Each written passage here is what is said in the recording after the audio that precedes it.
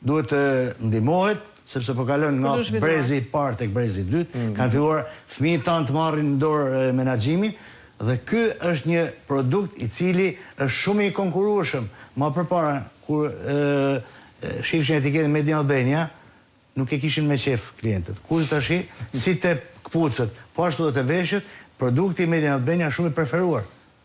Ama këtu ka një kusht, ka një por të madh që e parë në çdo transformim, jo i gjithë grupi, le të themi, jo i gjithë biznesi arrin të dalë. Jo në 100% e tyre transformohen.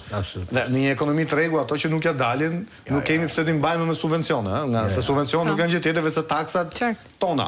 Qeveria nuk është se i shpik nga qielli. Unë nuk fola për subvencione, unë fola për politika. Dhe jam shumë koshient që nga 700 ndërmarrje që janë sot, jam i bindur që nga një transformim, apo qoftë edhe në hyrje në Europë, nuk do mbijetojnë gjithë për këtë jemi të sigurt. Por që ajo që është AIKA, ato të cilët kanë guxuar, kanë marrë iniciativa që dalë me produktin, kanë marrë iniciativa që të mbyllin ciklin, ato duhet normalisht, ato duhet ndihmuar dhe nuk thash absolutisht që duhet të subvencionohet. Me fjalë të merren parat nga taksat por me politika, me themi me ndihmë, siç bën gjithë Europa, siç bën gjithë bota, ato duhen patjetër.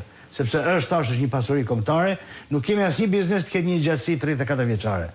Asnjë nga bizneset. Përveç lokaleve, bareve që dhe ato,